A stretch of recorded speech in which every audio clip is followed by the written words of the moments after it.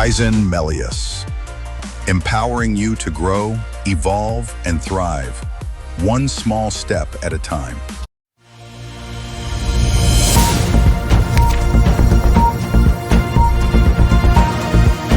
Daily 1%, your path to 37 times. It is so easy to overestimate the importance of one defining moment and underestimate the value of making small improvements on a daily basis. Too often, we convince ourselves that massive success requires massive action.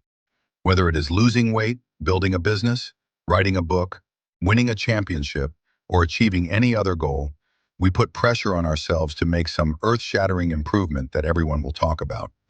Meanwhile, improving by 1% isn't particularly notable. Sometimes it isn't even noticeable, but it can be far more meaningful, especially in the long run. The difference a tiny improvement can make over time is astounding. Here's how the math works out. If you can get 1% better each day for 1 year, you'll end up 37 times better by the time you're done.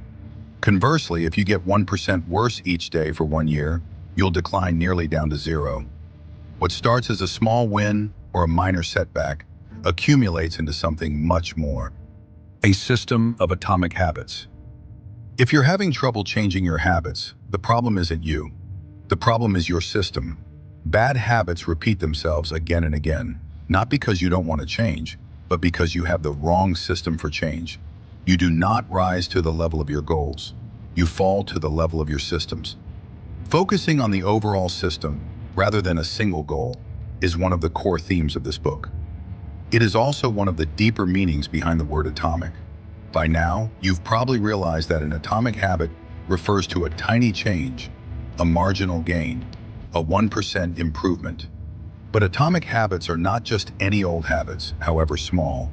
They are little habits that are part of a larger system. Just as atoms are the building blocks of molecules, atomic habits are the building blocks of remarkable results. Habits are like the atoms of our lives. Each one is a fundamental unit that contributes to your overall improvement. At first, these tiny routines seem insignificant, but soon, they build on each other and fuel bigger wins that multiply to a degree that far outweighs the cost of their initial investment. They are both small and mighty. This is the meaning of the phrase atomic habits, a regular practice or routine that is not only small and easy to do, but also the source of incredible power. A component of the system of compound growth, the power of habit. Becoming who you are. Every action you take is a vote for the type of person you wish to become. No single instance will transform your beliefs, but as the votes build up, so does the evidence of your new identity. This is one reason why meaningful change does not require radical change. Small habits can make a meaningful difference by providing evidence of a new identity. And if a change is meaningful, it actually is big. That's the paradox of making small improvements. Putting this all together, you can see that habits are the path to changing your identity. The most practical way to change who you are is to change what you do. Each time you write a page, you are a writer. Each time you practice the violin, you are a musician. Each time you start a workout, you are an athlete. Each time you encourage your employees, you are a leader. Each habit not only gets results, but also teaches you something far more important: to trust yourself. You start to believe you can actually accomplish these things. When the votes mount up and the evidence begins to change, the story you tell yourself begins to change as well. Of course, it works the opposite way too. Every time you choose to perform a bad habit, it's a vote for that identity. The good news is that you don't need to be perfect. In any election, there are going to be votes for both sides. You don't need a unanimous vote to win an election. You just need a majority. It doesn't matter if you cast a few votes for a bad behavior or an unproductive habit. Your goal is simply to win the majority of the time. Diderot effect. The French philosopher Denis Diderot lived nearly his entire life in poverty.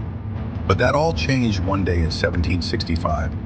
Diderot's daughter was about to be married, and he could not afford to pay for the wedding. Despite his lack of wealth, Diderot was well known for his role as the co-founder and writer of Encyclopédie, one of the most comprehensive encyclopedias of the time. When Catherine the Great, the Empress of Russia, heard of Diderot's financial troubles, her heart went out to him. She was a book lover and greatly enjoyed his encyclopedia. She offered to buy Diderot's personal library for £1,000, more than $150,000 today. Suddenly, Diderot had money to spare. With his new wealth, he not only paid for the wedding, but also acquired a scarlet robe for himself. Diderot's scarlet robe was beautiful. So beautiful, in fact, that he immediately noticed how out of place it seemed when surrounded by his more common possessions. He wrote that there was no more coordination, no more unity, no more beauty between his elegant robe and the rest of his stuff. Diderot soon felt the urge to upgrade his possessions.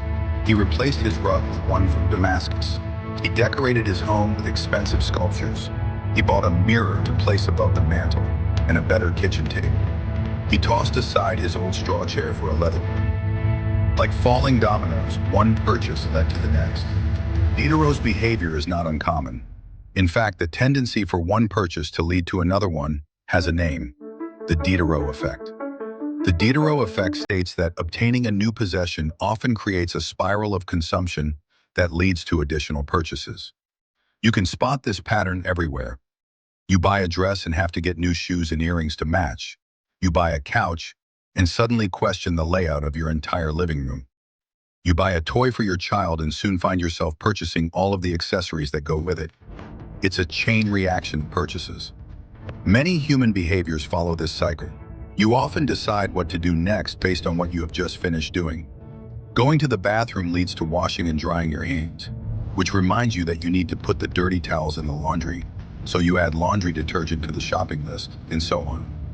No behavior happens in isolation. Each action becomes a cue that triggers the next behavior. Your environment is your habit's boss. Ever wonder why breaking bad habits feels like an uphill battle? It's because our brains are wired to respond to environmental cues, turning even well-intentioned efforts to change into a frustrating cycle.